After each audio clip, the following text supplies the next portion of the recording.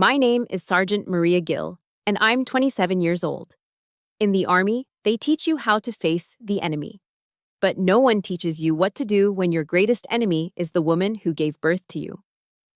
I was standing under the relentless Detroit rain at my own father's funeral, posture perfect, a soldier at attention.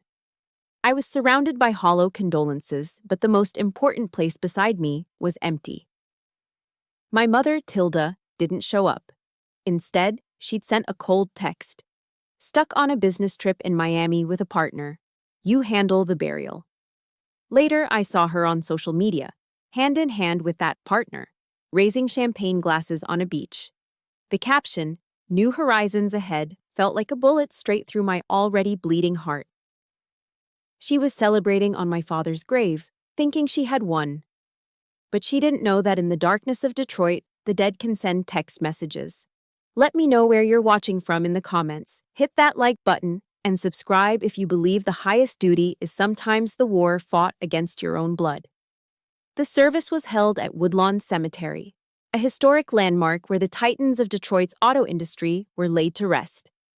The air was thick with the smell of wet earth and history, the gray drizzling sky weeping over ornate mausoleums and weathered headstones.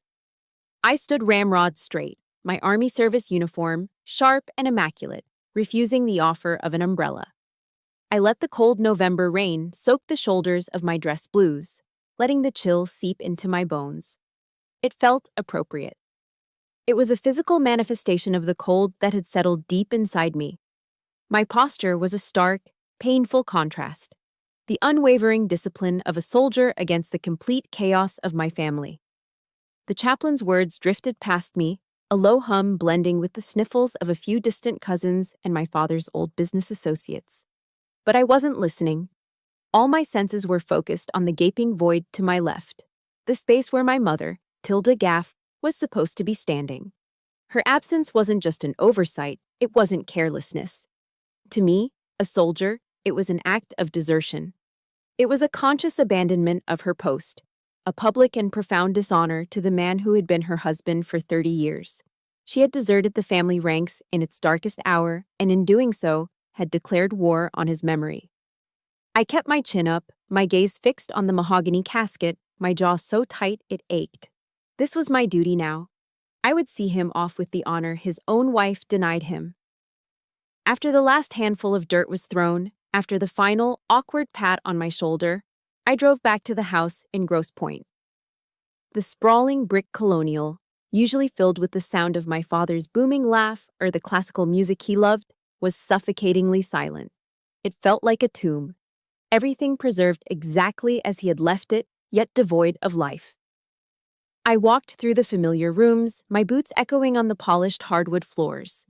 The air still held the faint scent of his pipe tobacco and Old Spice aftershave, ghosts of a life abruptly ended. I sat on the edge of the leather sofa in the living room, the one he always sat on to watch the Lions lose on Sundays. The silence was a crushing weight. I pulled out my phone, my thumb hovering over the Instagram app. It was a masochistic impulse, but I needed confirmation. I needed the intelligence report. And there it was, an irrefutable asset delivered straight from the enemy's own hand. The picture screamed from my screen, a garish splash of color against the grayness of my world. Tilda, radiant in a crisp white sundress, was laughing, her head thrown back in carefree joy. Beside her stood Yale Maff, his arm possessively around her waist, a smug grin plastered on his face. They were on a sun-drenched beach in Miami, crystal-clear turquoise water behind them. In their hands were flutes of sparkling champagne, bubbles catching the light. The caption beneath it read, "New Horizons Ahead." The pain didn't come as a flood of tears. I was trained to control my emotional response in the field, to compartmentalize. The grief was still there, a hard, dense mass in my chest. But this was different. This was rage. It wasn't a hot, explosive anger, but a cold, sharp fury that settled deep in my gut. I began to analyze the photo like I would a satellite image of a target location. Tilda's smile wasn't one of happiness, it was one of triumph. Yale's wasn't affection, it was ownership. This wasn't a business trip, it was a victory celebration. And they were toasting on my father's grave. My body was trembling, a slight, almost imperceptible tremor running through me. I needed a distraction, something to ground me. The house was cold, so I walked into my father's study, hoping to feel some lingering warmth of his presence. Instead, the cold intensified. My eyes were immediately drawn to the wall above his oak desk. The spot where their wedding portrait had hung for as long as I could remember was now a stark, empty space, marked only by a single, naked nail.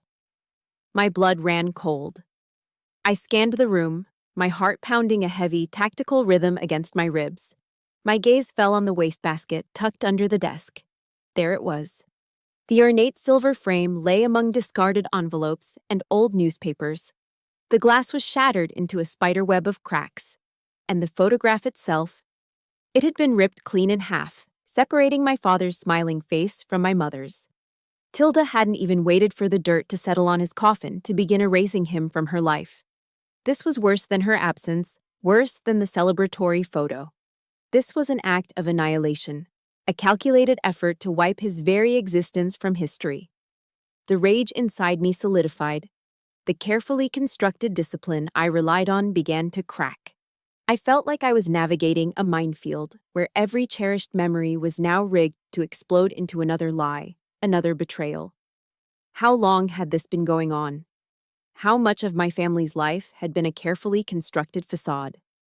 I sank into his desk chair, the leather creaking under my weight, and stared into the darkness of the room, feeling utterly alone on enemy soil. Hours passed. The house remained dark, silent. It was well past midnight when my phone, resting on the desk, vibrated with a sharp buzz. The screen lit up the room. It was a text message from a number I hadn't seen in years, a number I thought had been disconnected forever. My father's old cell. My soldier's instincts took over instantly.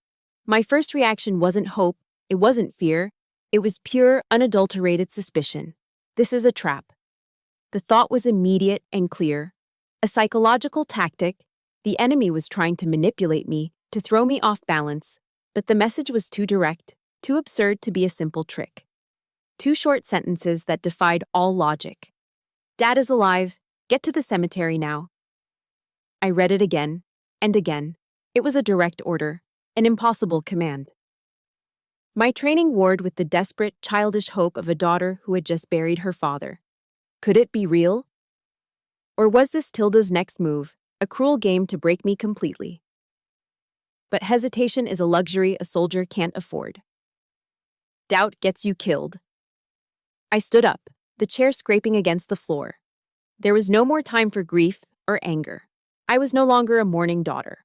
I was a soldier who had just received a command. I moved with purpose through the dark house. I went to my go bag, retrieved my Sig Sauer P320, and did a quick, practice safety check. The cool, heavy weight of the steel in my hand was strangely comforting. I grabbed the keys to my Ford F-150 from the hook by the door and slipped out into the cold, damp Detroit night.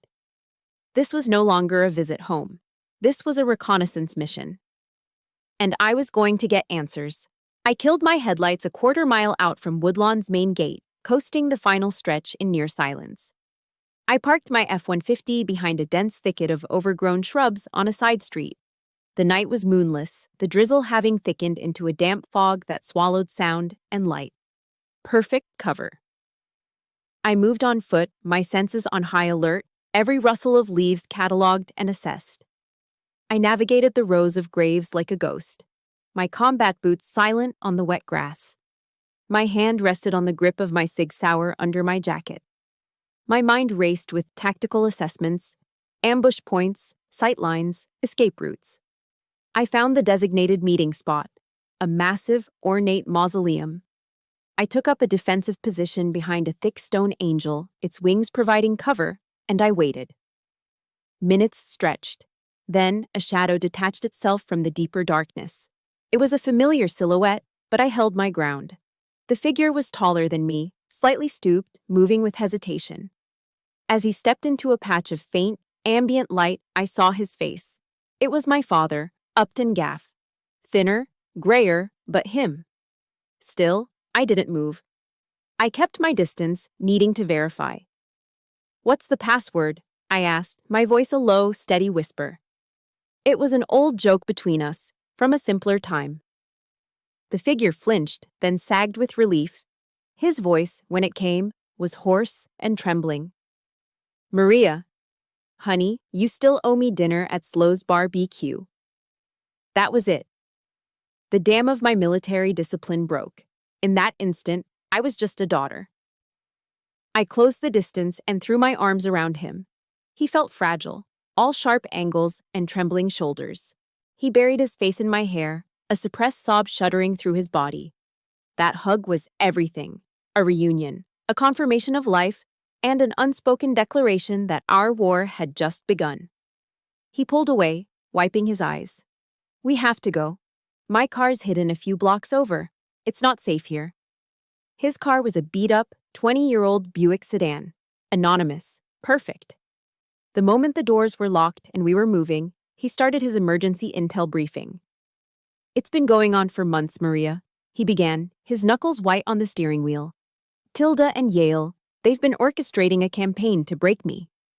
He told me about the constant pressure, the subtle gaslighting, the lost documents, and the mounting financial strain. Then it escalated. Forged emails, fake contracts with Yale's shell corporations, all designed to bleed his interior design company dry and make him seem incompetent. The cold fury I'd felt earlier began to burn. I listened in silence as he detailed their final, brutal act. The stress, it finally got to me. I had a minor heart attack 2 weeks ago, landed me in the hospital. He took a shaky breath. Tilda showed up at my bedside. I thought she was worried. He laughed, a bitter, broken sound. She wasn't carrying flowers. She was carrying a stack of legal documents an inch thick. Powers of attorney, transfer of ownership deeds. She shoved a pen in my hand and just looked at me. No emotion. She said, "Sign it, Upton. You're dying anyway. At least do something useful." I closed my eyes, the image searing itself into my brain. The sheer calculated cruelty of it was breathtaking. My own mother. He was still talking when his eyes flicked to the rearview mirror. His body tensed. "Maria, we've got a tail." My head snapped up. My focus shifted instantly from daughter to soldier. Identify. Black SUV, 7 o'clock, been with us for 3 blocks. I glanced back. A newer model Lincoln Navigator, dark windows. They were maintaining a steady distance, trying to look casual. Amateurs. "Okay, Dad, listen to me and do exactly as I say. We're going on the offensive." My voice was calm, authoritative. "Next intersection, take a left. Get in the middle lane." Left, middle lane, got it. He'll follow. As soon as the light ahead turns yellow, accelerate through it, then slam on the brakes right after you clear the intersection. Force him to choose. Run the red or get stuck. He nodded, his jaw set. We shot through the yellow light, and he stomped on the brake. Tires screeched behind us. The Navigator swerved violently, its driver caught by surprise, forced to run the red light. A chorus of angry horns erupted as it careened through the intersection. "He's exposed. Now we disappear," I commanded. "Right turn now, into that alley." I was leaning forward, my knowledge of Detroit's streets returning. We were in Hamtramck, a dense neighborhood perfect for evasion. Second left, another right. Follow this street until it dead ends, then cut through that gas station parking lot. He followed every command, his nervous driving transforming into focused action. I had turned my father into a getaway driver. We wove through the dark, narrow streets, making a series of unpredictable turns. I checked our 6. The black SUV was gone. We were clear. The immediate danger had passed, but the encounter confirmed it. This was real. My dad pulled over to the curb, his chest heaving. "My God, Maria, how did you know how to do all that?" A small, weary smile touched my lips. "Remember Dwayne, the Rock Johnson, Dad?" He looked at me, confused. "The movie star?" "Yeah, he once said, 'Success isn't always about greatness, it's about consistency. Consistent hard work, leads to success. That's all this was. I'm not some super spy. I just consistently analyzed the situation, broke it down into steps, and executed. They panicked. We didn't. We plan. We execute. We win. He stared at me for a long moment, a new respect in his eyes. Then he nodded slowly. Okay, Sergeant Gill. What's our next move? The question hung in the air. We had won the skirmish, but the war was just beginning. We were exposed, and the enemy knew it. We needed a secure location, a base of operations. We needed a real plan. If you've ever had to be the strong one for a parent, if you've ever had to switch roles and become their protector, please support this story with a like. And in the comments below, just type one word: protector. Let's see how many of us are out there.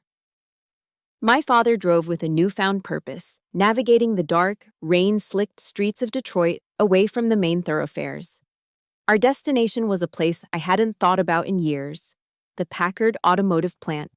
To most Detroiters, it was a ruin, a 3.5 million square foot monument to industrial decay, its thousands of shattered windows staring out like vacant eyes over the city, a place for urban explorers and graffiti artists.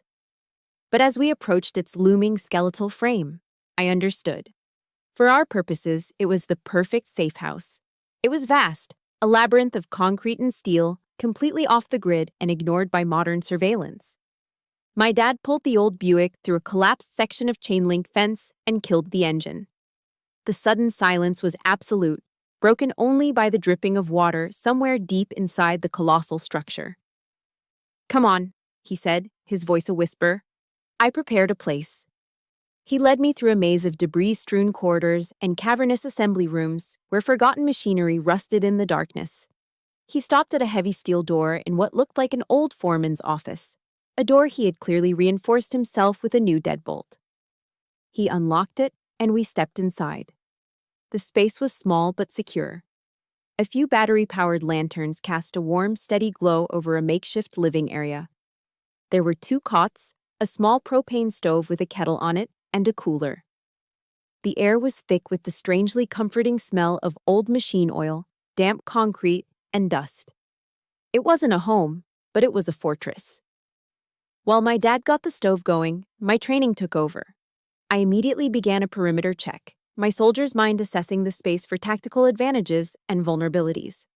I noted the 2 potential exits, the reinforced door, and the thickness of the concrete walls. I was turning this forgotten corner of industrial ruin into our forward operating base. A woman was already there, sitting calmly on one of the cots.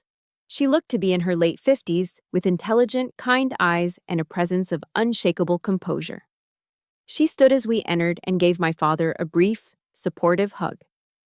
This was Dr. Veda Jaff, a renowned cardiologist and one of my father's oldest and most trusted friends. She was our inside asset.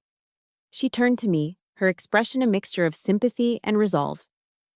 "Maria, it's good to see you, though I wish it weren't under these circumstances." Dr. Jaff began her briefing with the cool precision of a surgeon outlining a procedure. She explained how Tilda's arrogance had been their greatest advantage. "Your mother was supremely overconfident," Veda said, her voice even. "She called the morgue only once, a brief call just to confirm that the body had been transferred. She never came to the hospital to identify him. She never laid eyes on her husband one last time." Tilda's cold negligence had created the opening Veda needed. She had exploited that blind spot with tactical genius.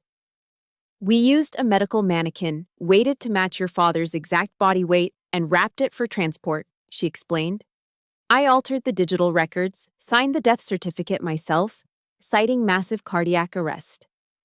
Then, during the shift change when the corridors were busiest, I wheeled your father out through a staff exit to a waiting car. No one even glanced our way." Her actions were more than just helping a friend in need. This was an act of civil disobedience, a deliberate subversion of the system in the name of justice. I looked at Dr. Jaff, and the respect I felt was immense. It was the same respect a soldier feels for a fellow warrior who has demonstrated extraordinary courage under fire. She was one of us. "Doctor," I said, my voice quiet but firm, "you took an incredible risk. your career, your freedom. Why? Veda's calm expression softened into a sad smile. She looked from me to my father. 30 years ago, my family came to this country from India with nothing but the clothes on our backs and a few dollars in my father's pocket. No one would hire him. He was educated, a master craftsman, but his accent was thick and his skin was brown. She paused, her gaze distant with memory. Your father, Upton, was the only one. He gave my dad a job in his woodworking shop. He didn't just give him a paycheck, Maria. He gave him his dignity. Tilda, on the other hand, she always looked at us with disdain, like we were something she had to tolerate. She never saw us as people. She looked directly at me then, her dark eyes shining with conviction. So, you see, this wasn't a choice for me. This was paying a debt of honor. My father taught me that family isn't who you celebrate with, it's who you fight with. Your father fought for my family's dignity then. I am fighting for his life now. Her words hit me with the force of a physical blow. They resonated in the empty spaces of my heart, affirming that loyalty, goodness, and honor did exist in the world. They just didn't come from the person I was supposed to expect them from.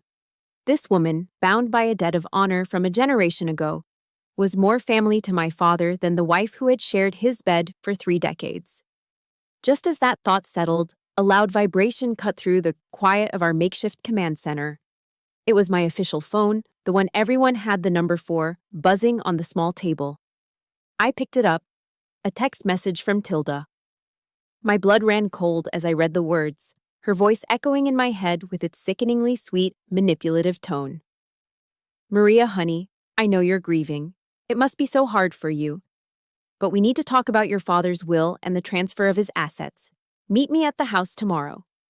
The message was a masterclass in psychological warfare, feigning concern while revealing her true, greedy intentions. It was also the signal we had been waiting for. The enemy was making her move. My father looked at me, his expression no longer that of a victim, but of a commander. His eyes were clear and resolute. This is it, Maria. This is our opening. He looked at me, not as his daughter, but as his most vital field agent. You have to go. Go to the house. Play the part of the grieving daughter. Observe, listen, gather intelligence. Find out what they know, what they're planning. He put his hand on my shoulder, his grip firm. You are the eyes and ears of this operation now. I looked from his determined face to the cold, calculating words on my phone screen. There was no hesitation. I gave a single, sharp nod. My mission parameters were clear. Reconnaissance was officially a go. The next day, I drove into Grosse Pointe. The perfectly manicured lawns and stately homes felt alien, like a pristine movie set for a life I no longer recognized.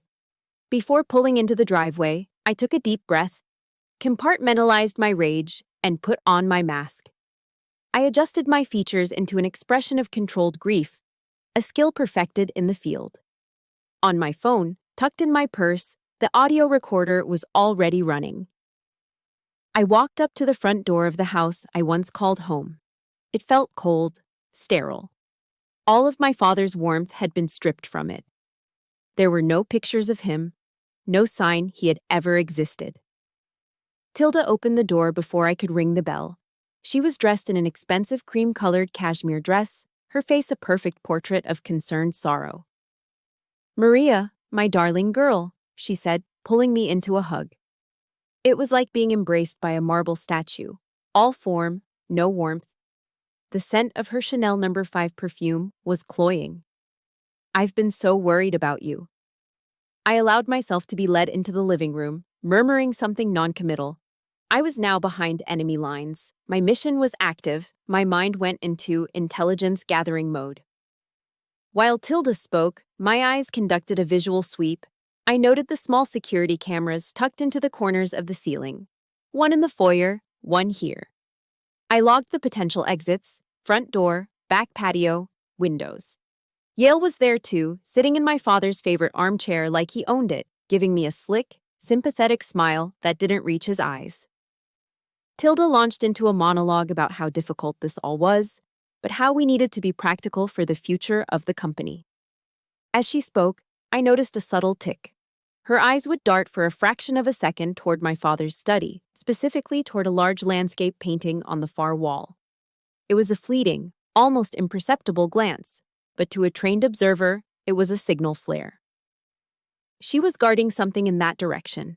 I filed it away. "We found these papers your father signed a few weeks ago," Tilda said, gesturing to a sleek leather portfolio. Yale opened it and pushed it toward me. "It simplifies everything. It transfers his controlling shares to me. It's what he wanted." I picked up the papers, my movements deliberately slow. I scanned the dense legal text, then executed my first planned probe. I stopped at the final page. "Dad's signature," I began, my voice quiet, laced with feigned confusion. "It looks strange." It was a calculated risk. The effect was immediate. Tilda's perfectly composed face tightened for a split second. "Oh, honey," she said, her voice dropping an octave. "Your father was very weak when he signed it. His hands were shaking." Yale leaned forward, placing a hand on the documents. "It's all legally sound, Maria. You don't need to worry about the details." Their defensive reaction was confirmation. The documents were forgeries.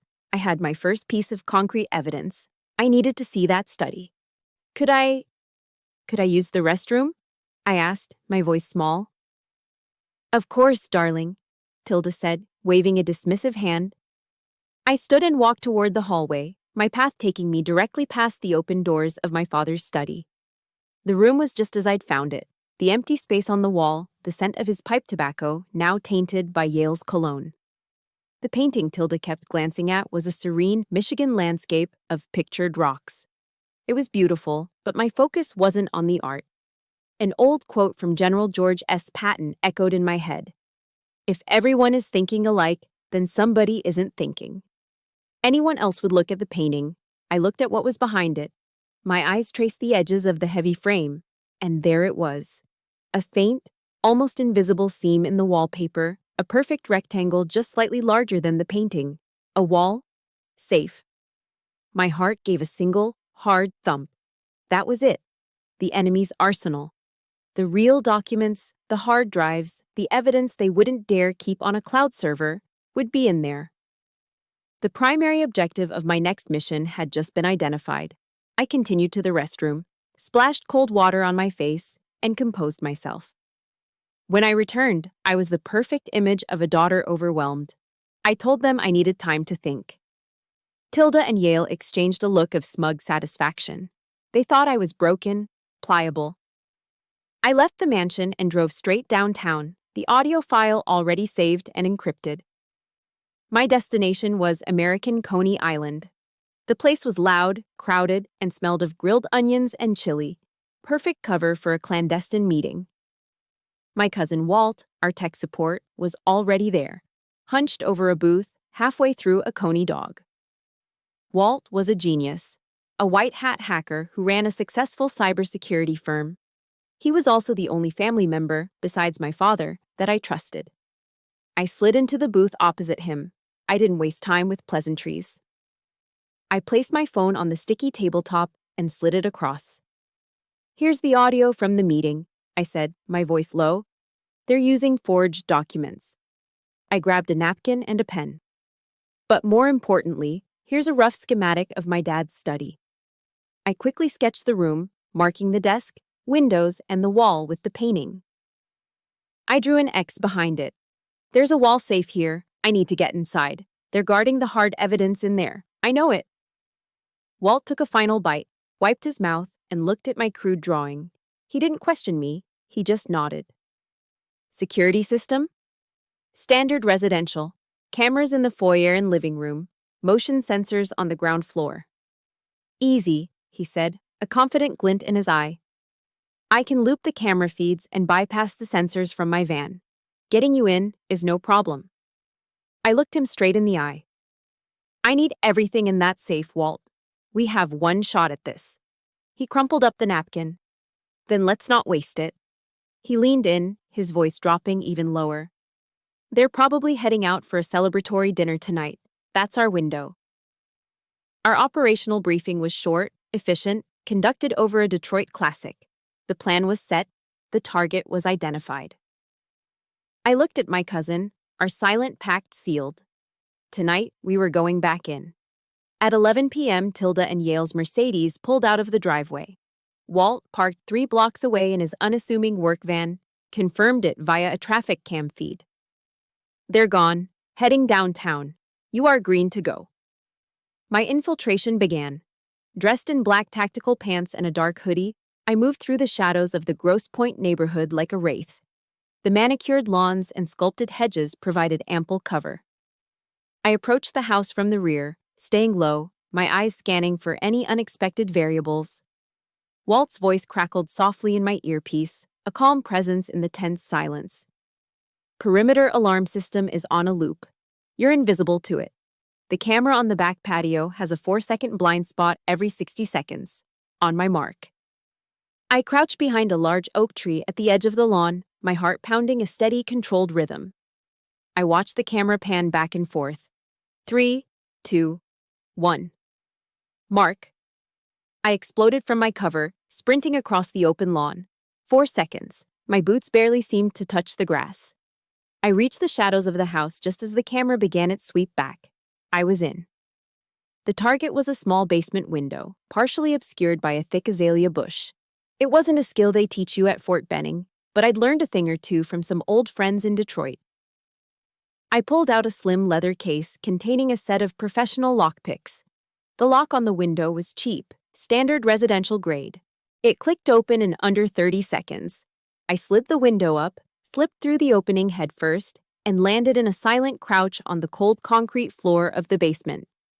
The air was stale, filled with the scent of dust and my mother's expensive perfume, which had somehow permeated every corner of the house. It made my stomach churn. I was now inside the wire. I moved up the stairs and through the silent house, my steps light and practiced. I navigated the familiar layout, now an enemy stronghold, and entered my father's study. The room was dark, the only light a faint glow from the city outside. I went straight to the painting of pictured rocks and carefully lifted it off its hook, setting it silently on the floor. The faint outline of the wall safe was exactly where I'd seen it. "Okay, Walt, I'm at the objective," I whispered into the small mic on my collar. "Copy that," he replied. "It's a digital keypad, 6 digits. Start with the obvious: anniversaries, birthdays." I keyed in Tilda's birthday. Error. Yale's birthday. Error. Their wedding anniversary. Error. I felt a spike of frustration. This was wasting time. I closed my eyes, forcing myself to think. Think like Dad. Tilda and Yale were arrogant, self-absorbed. My father, Upton, was sentimental. He remembered the small things, the moments that mattered to him. Tilda wouldn't have set the code. Yale was too flashy for something subtle. But my dad, he would have set it to something meaningful, long ago, and they probably never bothered to change it. An idea sparked in my mind, a long shot. "Walt," I whispered. "What's my birthday? Month, day, year?" He read back the 6 digits. My fingers flew over the keypad, punching in the numbers. There was a soft click, and the heavy steel door of the safe swung open. For a moment, I just stared, a lump forming in my throat. The irony was suffocating. In all their meticulous, cruel planning, in their utter self-obsession, they had overlooked the one thing my father cherished. They had forgotten about me. And that arrogance was about to be their undoing. I shook it off. No time for emotion. Inside the safe was a treasure trove, stacks of documents, financial statements, and a single, black flash drive. That was the prize. I grabbed everything, but the flash drive was my priority. I pulled a small portable data cloner from my pocket and plugged the drive in. A small screen lit up, and a progress bar appeared. Data transfer initiated. As the percentage slowly climbed, my eyes scanned the room one last time. And then I saw it. On the security system's main keypad, mounted on the wall near the door, a tiny single LED light was blinking red. A slow, steady pulse. It wasn't the main alarm. It was something else. Walt's voice suddenly screamed in my ear, sharp with panic. "Maria! Silent alarm. They must have a secondary trigger on the safe. Private security is en route. ETA 3 minutes. Abort. Get out now. My blood went ice cold. I looked at the cloner in my hand. The progress bar was at 90%. 3 minutes. That was a lifetime, or no time at all. My mind presented the options with brutal clarity. Abort the mission now, escape with 90% of the intel, and live to fight another day. Or stay for 10 more seconds, 10 agonizingly long seconds, to get everything, risking capture and the failure of the entire operation. Every instinct, every ounce of my training screamed at me to pull the plug and run. But the image of my father's face, the sound of Tilda's triumphant laughter, flashed in my mind. 90% wasn't enough. We needed it all. I gripped the device tighter, my knuckles white. Negative, Walt, I ordered, my voice a low, steady command that defied the thunder of my own heart. Hold your position. I'm getting it all. The final seconds crawled by like hours. 95%. The distant wail of a siren started, growing closer. 98%. My muscles were coiled, ready to spring. 99%. 100%. Data transfer complete, Walt yelled. I didn't wait. I ripped the drives apart, shoved everything into my pack, and slammed the safe door shut. I hung the painting back on the wall, making it look untouched. I was a blur of motion, retracing my steps out of the study, down to the basement, and through the window. I sprinted back across the lawn just as the bright headlights of a private security vehicle swung onto the street, sweeping across the front of the house. I dove into Walt's van, and he hit the gas before my door was even fully closed. We sped away into the night, melting back into the anonymity of the city. We had made it by seconds. We were on the I-94 freeway, putting miles between us and Grosse Pointe, when my phone rang. It was the burner phone, the one only 3 people had the number for. But the caller ID was Tilda's name. My heart hammered against my ribs. I answered, putting it on speaker. Before I could say a word, her voice, stripped of all its fake sweetness, hissed through the phone. It was a sound of pure, venomous rage. "What did you do?" she shrieked. "What did you take from my house? I'm going to kill you, you little bitch. I swear to God, I will kill you." The line went dead. Walt and I looked at each other in the dim light of the van. The threat was terrifying. But the raw panic in her voice, that was the sweetest confirmation of victory I could have ever imagined. Operation Nightshade was a success. We had breached the enemy's fortress and stolen their ammunition, and now they knew it. The aftermath of the break-in was a relentless psychological assault. Tilda didn't call the police. She knew that would expose her own crimes. Instead, she chose a more personal form of terror. My phone became a weapon used against me. A constant barrage of calls from blocked numbers and a flood of text messages, each one more venomous than the last. They were filled with threats, accusations, and twisted pleas. For 2 days, I ignored them, focusing on the data Walt was decrypting. But the endless buzzing was like a drill boring into my skull. I realized she wouldn't stop. She was trying to wear me down, to break me psychologically. I decided I wouldn't give her that satisfaction. It was time to face her, but on my terms. I sent her a simple text. "Meet me, 1 hour." I chose a neutral location, a busy, sterile coffee shop in Midtown Detroit. A place with bright lights, lots of windows, and plenty of witnesses. A place where her brand of violence, the kind that thrived in shadows and whispers, would be out of place. She arrived exactly on time, a storm cloud in a designer coat. The mask of the grieving widow was gone, replaced by a face contorted with raw, undisguised fury. She didn't even bother with a greeting. She slid into the chair opposite me, her knuckles white as she gripped her purse. "What did you take?" she hissed, her voice a low, dangerous growl. The question was a demand, an accusation. "Give it back, Maria. You have no idea what you're doing. You're destroying everything. You're destroying your brother's future. You're destroying my future." I just looked at her, my face a blank canvas. I didn't say a word. I let her poison fill the air between us. She didn't ask how I was coping. She didn't mention the father she had pretended to mourn. Her entire world had been reduced to a single, frantic concern. Her money, her plan. My silence seemed to infuriate her more than any argument could. Her face flushed a dark, ugly red. "Say something, damn it," she snapped, leaning across the small table. When I still didn't respond, something inside her broke. The last vestiges of a mother, if there ever were any, evaporated, leaving behind something purely monstrous. "You know what?" she said, her voice dripping with a lifetime of resentment. "From the day you were born, I knew you were a mistake. Always so quiet, so serious, so goddamn difficult. Nothing like anyone else in this family." Her words were surgical strikes, aimed at the oldest, deepest wounds she herself had inflicted. "Your father always took your side. His weird little girl who liked playing with toy soldiers more than dolls. This family would have been so much happier without you. All the trouble, all the goddamn stress. It started with you." Each word was a physical blow. I could feel the disciplined armor I'd spent my entire adult life building begin to crack and fall away. She wasn't just angry about a flash drive. She was unloading decades of bitterness, using my father's death as an excuse to finally say what she'd always believed. And in that moment, I wasn't Sergeant Gill, the calm, tactical soldier. I was that 10-year-old girl again, standing silently while she praised my brother, Brent, for his mediocre report card and ignored the academic award I was holding in my hand.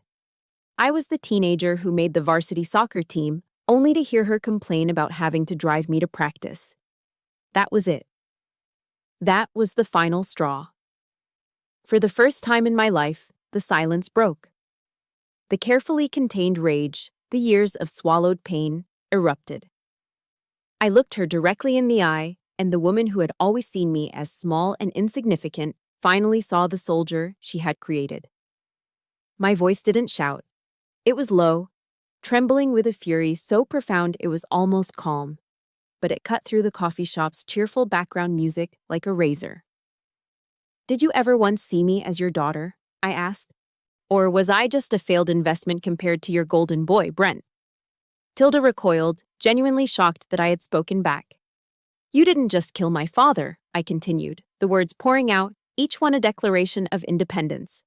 "You've been killing my spirit for 27 years. Every time you compared me to him, every time you dismissed me, every time you chose him over me, every single time you chipped away at me, hoping I'd just disappear." I leaned forward, closing the distance between us, my gaze pinning her to her seat. "But you know what? It didn't work. You failed. The game is over. All your little lies, your manipulations, they're done." I took a deep, shuddering breath, the words tasting like freedom and ash in my mouth. "I am not your daughter anymore. I am your opponent, and I will not stop until you have paid for every single thing you have done." I stood up, my chair scraping harshly against the floor. Tilda just stared at me, her mouth slightly agape, for once in her life, utterly speechless. I turned my back on her without another word and walked out of the coffee shop, leaving her alone in the wreckage she had created. I stepped out into the biting Detroit air and took the deepest breath of my life. It didn't feel like relief. It felt like a painful amputation. I had just severed the final toxic cord that bound me to her. It hurt, but it was a clean cut. For the first time, I was truly free. I got in my car and my hands were shaking, not from fear, but from the sheer force of the emotional release. I picked up the burner phone and dialed my father's number. He answered on the first ring. "Dad," I said, my voice hoarse. I confronted her. "It's done." There was a pause on the other end. "What's the next phase of the plan? I'm ready. Let's end this." This wasn't just an argument. This wasn't a family squabble. It was a sworn oath. The mission was no longer just about justice for my father. It had become a battle for my own soul. And it was a battle I intended to win. If you've ever had to be the one to finally say, "Enough is enough," and draw that painful line in the sand, please hit the like button for every single person who has found that strength. And in the comments, just write "no more." 2 simple words for a lifetime of meaning. Back in the cold, concrete sanctuary of the Packard plant, the air was thick with tension. The emotional storm from my confrontation with Tilda had passed, leaving behind a cold, hard resolve. There was no more room for grief or personal pain. It was time to weaponize the truth. All eyes were on Walt as he plugged the flash drive we'd risked everything for into a heavily encrypted laptop. The screen lit up, and file directories bloomed like malignant flowers. What we found was far worse than we could have ever imagined. It wasn't just corporate fraud, it was a meticulous blueprint for a man's destruction. There were the forged contracts, routing millions from my father's company into offshore accounts in the Cayman Islands registered to shell corporations under Yale's name. There were scanned copies of the fraudulent legal documents Tilda had tried to force on me. But then we found the emails. My stomach clenched as I read the cold, clinical exchanges between my mother and her lover. They discussed my father's heart condition in chilling detail. One email from Yale read, "We could increase the dosage on his beta blockers. It would slow his heart rate down gradually. No one would suspect a thing." Tilda's reply was even more monstrous. "Let's see if the stress works first. A natural solution is always cleaner." They were actively plotting to murder him, not in a fit of passion, but with the detached calculation of a business transaction. The final exhibit was an audio file. Walt clicked play, and Yale's smug voice filled our small command center. He was laughing, a cruel, self-satisfied sound. "Don't worry so much, Tilda," he chuckled. "The old man won't last the winter. One way or another, he'll be out of our hair by Christmas." The recording ended, plunging the room into a heavy silence. I looked at my father. He was sitting perfectly still on his cot, his face ashen, his eyes fixed on the laptop screen. He looked like he had aged 10 years in 10 minutes, listening to the casual, cheerful plotting of his own murder by the woman he had once loved.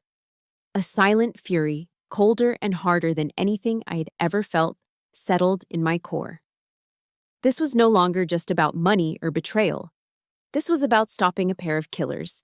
We all knew we couldn't just walk into a Detroit police precinct with this.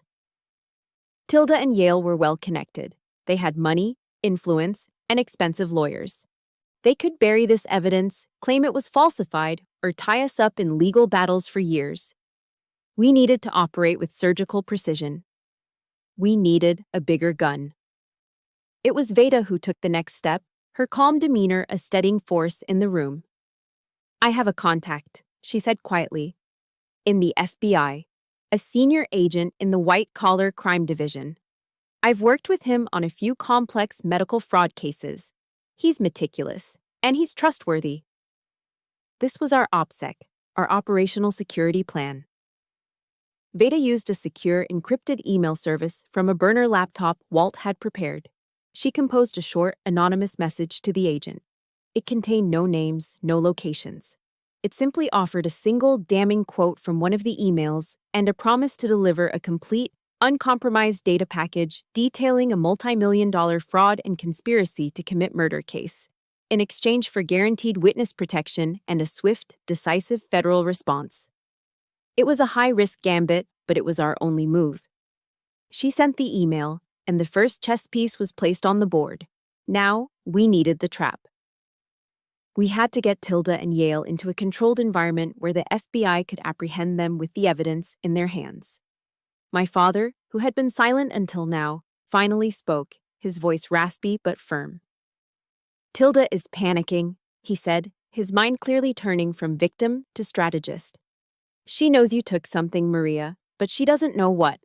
Her imagination will be her worst enemy. We'll use that." The idea for the bait began to form. "We make her believe you took the wrong thing," he continued. "Something that incriminates Yale even more directly than it does her. Something that makes her think you have leverage she can't control." He described an old, leather-bound ledger he used to keep in the early days of his business. A book that didn't actually exist, but sounded plausible. "We'll tell her you found my old black book, a record of off-the-books cash deals from years ago. Deals that could implicate Yale in tax evasion long before he even met Tilda." The plan was brilliant in its simplicity. It played directly into their greed and paranoia. I would be the bait. I would call Tilda not as the defiant opponent from the coffee shop, but as the terrified daughter, in over her head and looking for a way out. The final piece was choosing the battlefield. It had to be a location that was isolated, easily controlled, and where a federal tactical team could set up undetected. The answer was right here, all around us, the Packard plant. It was perfect. With the plan in place, it was time for my performance. I took a deep breath, pictured myself as that scared, overwhelmed daughter they wanted me to be, and dialed Tilda's number. She answered on the first ring, her voice a tense whisper. "What do you want?" I forced a tremor into my own voice. I made a mistake," I stammered, letting a sob catch in my throat. "I took something from the safe, an old black book of Dad's. It's got names and numbers in it. I think it's about old cash jobs. I don't want any part of this. I don't want to go to the police." There was a sharp intake of breath on her end. I could hear her mind racing, processing the new information, the new threat. "I just want out," I pleaded. "I just want to be left alone. Meet me. Bring money. You can have the book, and you'll never see me again." I could almost hear the gears of greed and panic turning in her head. She thought she saw an easy solution, a way to tie up this loose end and get rid of me for good. The bait was too tempting to resist. "Where?" she demanded. I gave her the location of a specific, cavernous warehouse deep within the Packard plant complex. There was a long pause. Then her decision came, cold and final. "All right, 48 hours. Bring the book. You come alone." She hung up. I lowered the phone, my hand steady. The trap was set. The bait was taken. The clock was now ticking. All we had to do was wait for the players to walk onto our stage. The next 48 hours were the longest of my life. We stayed hidden in our concrete fortress, coordinating with the FBI through Veda's secure channel. The plan was meticulously refined. Tactical teams would be in place hours before the meet. My father and I would be wired for sound. My only role was to be the lure, to get them inside the kill box. On the night of the meet, the Packard plant was transformed. It was no longer just a ruin. It was a stage set for the final act. I watched from a darkened window as dozens of FBI agents, ghosts in black tactical gear, moved silently into position, melting into the shadows of the surrounding buildings. They were a professional, invisible army. And for the first time in this whole ordeal, I felt like I wasn't fighting alone. I took my position in the center of the vast, cavernous warehouse we had chosen. A few bare bulbs hanging from the high ceiling cast long dancing shadows, creating a pool of weak light in an ocean of darkness. I was wearing a simple jacket and jeans, but underneath, a thin layer of soft body armor was strapped tightly to my torso. Tucked into my ear was a small receiver, and through it, the calm, steady voice of the FBI hostage rescue team commander kept me connected. "All teams are set," he murmured. "We have eyes on the target vehicle approaching from the east. Stand by for contact, Sergeant, awaiting your signal." My heart was hammering against my ribs, a frantic drumbeat in the cathedral-like silence.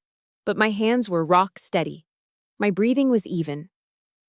This feeling, the adrenaline, the heightened senses, the intense focus, it was familiar territory. This was the calm before the storm. Headlights cut through the grimy windows as Tilda's Mercedes rolled to a stop outside. A moment later, two figures stepped through a large, rusted opening in the warehouse wall. It was them. Tilda, wrapped in a fur-collared coat, her face a mask of arrogant impatience. Yale followed close behind, carrying a heavy-looking leather briefcase. Cash, the price of my silence. Their footsteps echoed as they walked toward me, their expensive shoes crunching on loose gravel and debris. They stopped about 20 feet away, their eyes scanning the dark corners of the warehouse with suspicion. "Where's the book?" Tilda demanded, her voice sharp, devoid of any pretense. I held my ground, letting the silence stretch for a beat. Then, I slowly shook my head. "There is no book." A flicker of confusion, then anger, crossed Tilda's face. "What is this? What kind of game are you playing?" "It's no game," a new voice said, calm and resonant, emerging from the deepest shadows behind me. Out of the darkness, a figure walked into the light. My father, Upton Gaff. The transformation on Tilda's face was instantaneous and absolute. Her arrogant smirk dissolved, replaced by a rictus of pure, uncomprehending horror. Her skin went pale, her eyes wide with terror, as if she were staring at a ghost risen from the grave. She physically recoiled, stumbling back a step, a strangled gasp catching in her throat. "No," she stammered, her voice a shredded whisper. "No, it can't be. You're dead." Yale was frozen solid, his jaw slack. The heavy briefcase slipped from his numb fingers and hit the concrete floor with a dead, hollow thud that echoed through the vast space. My father continued to walk slowly toward them, his presence commanding the room. He looked at the woman who had tried to murder him, and his voice was terrifyingly calm. "Hello, darling." She just kept shaking her head, her mind refusing to process what her eyes were seeing. "You're dead," she repeated, the words nonsensical, desperate. "The truth never dies, Tilda," my father said, his voice as cold and hard as the concrete beneath their feet. "Neither does your greed." That was my cue. I raised my hand to my collar, pressing the concealed microphone, and spoke the two words the entire federal task force was waiting for. My voice was clear and steady. "Target confirmed. Execute." The world exploded. In an instant, the night was obliterated. Massive, blindingly bright floodlights from every conceivable angle erupted, bathing the entire warehouse in harsh, inescapable white light. The shadows vanished. There was nowhere to hide. Simultaneously, a deafening cacophony of sirens and alarms blared to life, the sound waves physically shaking the building. The massive rolling doors at either end of the warehouse were blasted open. Teams of FBI agents in full tactical gear swarmed in from all directions, a black tide of disciplined force. Red laser dots danced across Tilda's and Yale's chests, the air filled with the deafening, overlapping shouts of command. "FBI, hands in the air, get down on the ground, now!" Tilda and Yale were completely paralyzed, caught in the blinding lights like terrified animals. All the fight drained out of them, replaced by the limp, pathetic shock of the truly defeated. They offered no resistance. Yale dropped to his knees immediately, putting his hands on his head. An agent grabbed Tilda, forcing her hands behind her back, the sharp click of the handcuffs echoing in a momentary lull. Her eyes never left my father's face. She was still babbling, the words tumbling out in a stream of insane denial. "You're dead. I was at your funeral. You're dead." Her desperate chant was answered by my father's final, powerful words. He stood over her, not with hatred, but with a profound, weary finality. "No, Tilda," he said, his voice ringing with the clear, undeniable truth. "I was just waiting for you to join me in facing justice." I stood off to the side, watching as they were led away, two pathetic, broken figures stripped of all their power and deceit. I didn't feel joy. I didn't feel triumphant. I just felt a deep, profound sense of release. The weight that had been pressing down on me for weeks, for years, was finally gone. The mission was over. It was a complete victory. The night of the arrest was a blur of flashing lights and official procedures. The adrenaline that had sustained me for days finally drained away, leaving behind a profound, bone-deep exhaustion. My father and I spent the next 8 hours in the sterile, impersonal environment of the FBI's Detroit field office. The chaos of our personal war was over, replaced by the cold, methodical process of the federal justice system. We were no longer a father and daughter fighting for survival. We were now the government's key witnesses in United States vs. Tilda Gaff and Yale Maff. We recounted the events one by one to a team of agents and an assistant U.S. attorney. Our painful family saga was transcribed, documented, and filed away as evidence. To handle our side of things, my father called in an old friend, Zan Loff, a sharp, no-nonsense lawyer who had been a federal prosecutor for 20 years before starting his own practice. Zan methodically organized our evidence, the audio recordings, the financial records from the flash drive, our sworn testimonies, transforming our story of betrayal into an airtight legal case for conspiracy to commit murder, wire fraud, and money laundering. Handing over that flash drive felt like transferring a massive, unbearable weight from my shoulders to the broad, capable shoulders of the U.S. government. For the first time, I felt a flicker of relief. The burden of seeking justice was no longer mine alone to carry. The months leading up to the trial were a slow, grinding process of legal motions and depositions. Tilda and Yale, with their high-priced defense attorneys, tried every trick in the book. Their official narrative was that Upton Gaff was a paranoid, vindictive man, distraught over his wife leaving him, and that I was his unstable, easily manipulated daughter, using my military background to concoct a wild conspiracy. They tried to paint us as the aggressors, the villains in our own story. But their narrative crumbled in the face of cold, hard facts. The data on the flash drive was undeniable. The trial itself took place at the Theodore Levin U.S. Courthouse in downtown Detroit. The courtroom was a grand, imposing space with dark wood paneling and high ceilings, a stage for the final battle. When my father took the stand, he wasn't the broken man I'd found in the cemetery. He was composed, his voice steady. He presented the facts clearly and concisely, not as a betrayed husband, but as a witness to a crime. He laid out the timeline of their financial and psychological abuse, his testimony unshakable under cross-examination. When Dr. Veda Jaff testified, she was the embodiment of professional integrity. She explained her actions not as a conspiracy, but as an ethical and moral duty to protect a patient whose life was in imminent danger. She calmly dismantled the defense's attempts to paint her as a rogue doctor. Then it was my turn. I walked to the witness stand in my full Army service uniform. The uniform wasn't a costume, it was my armor. It represented everything Tilda hated about me. My discipline, my honor, my refusal to be what she wanted. I answered the prosecutor's questions with short, precise, factual statements.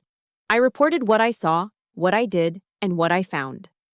I did not offer opinions. I did not speculate. I did not let a single flicker of personal emotion show on my face. I was a soldier, delivering my report. The week before the final verdict, a letter arrived at my father's temporary apartment. It had a prison postmark. It was from Tilda. My first instinct was to burn it unopened, but a part of me needed to know what her final move would be. It wasn't an apology. It wasn't an admission of guilt. It was one last, desperate attempt at manipulation. "Maria," it began, the handwriting surprisingly neat. "You are my only hope. I know you're angry, but you must tell the judge this has all been a terrible misunderstanding, a family tragedy. I made mistakes, I know that. But everything I did was to secure a future for Brent. He needs me. Please, don't let them take me away from your brother." Brent, my older brother, the golden child, who had been living off our parents' money in California for years and hadn't even bothered to call after his father's death. Even now, facing life in prison, her only thought was for him. I was not her daughter. I was just an obstacle to her favored son's inheritance. The letter was the final, definitive piece of evidence of a truth I had known my whole life. I didn't reply. That evening, my father lit a fire in the fireplace. I walked over, crumpled the letter into a tight ball, and tossed it into the flames. We watched it turn black, curl into ash, and disappear forever. That was my final answer. The jury took less than 4 hours. The 4 persons stood, cleared their throat, and read the verdict for the first count: conspiracy to commit murder. On the charge against defendant Tilda Gaff, we, the jury, find the defendant guilty. A quiet gasp went through the courtroom. They read on through every single charge for both Tilda and Yale. Guilty, guilty, guilty. The judge was unsparing. Citing the calculated, cruel, and predatory nature of their crimes, he sentenced them both to 25 years in a federal penitentiary, with no possibility of parole. Justice was done. As my father and I left the courthouse, we were swarmed by a throng of reporters shouting questions. My father, standing tall and straight, leaned into a microphone and said only one thing: "The truth won today." They turned to me, cameras flashing, mics pushed into my face, but I had nothing to say. My report was complete. My testimony was given. I just walked silently through the crowd, my eyes fixed straight ahead. For me, this wasn't a victory to be celebrated with sound bites and headlines. It was just the end. The conclusion of a painful, necessary mission. I had done my duty to my father and to the truth. The final boundary had been drawn. Not by my words, not by my anger, but by the cold, hard steel of prison bars. In the months that followed the trial, the final pieces of my old life were quietly swept away. Gaff Designs, the interior design firm my father had spent his life building, was liquidated to pay off the debts Yale had accrued and the damages awarded in civil suits. The legacy he had fought so hard to protect was gone, another casualty of Tilda's greed. He didn't seem to mind. He sold the big, empty house in Grosse Pointe, taking with him only his personal tools and a few photo albums. With the small amount of money he had left, he bought a modest log cabin deep in Michigan's Upper Peninsula, a place of rugged shorelines, dense forests, and profound quiet. He found a new kind of peace there, spending his days fishing on Lake Superior and rediscovering his love for woodworking, crafting beautiful, simple furniture with his own hands. We spoke on the phone every Sunday. Our calls weren't filled with talk of the past, but of the present, the massive northern pike he'd caught, the progress on the rocking chair he was making. Our relationship, forged in the fires of betrayal and battle, had become stronger and simpler than ever, built now on a foundation of unbreakable truth and mutual respect. We didn't try to rebuild the family we had lost. We accepted what was and found a quiet happiness in what remained. Before my special leave was over, I knew there was one last thing I had to do. I drove back to Woodlawn Cemetery one final time. It was a different day entirely from the one of the funeral. The sky was a brilliant, cloudless blue, and the late autumn sun cast a warm, golden light over the grounds. I found the place, no longer a fresh wound in the earth, but a settled patch of green. A simple, elegant granite headstone now stood in its rightful place. It read, Upton Gaff, Beloved Father. I stood before it, not as a soldier at attention, but just as a daughter.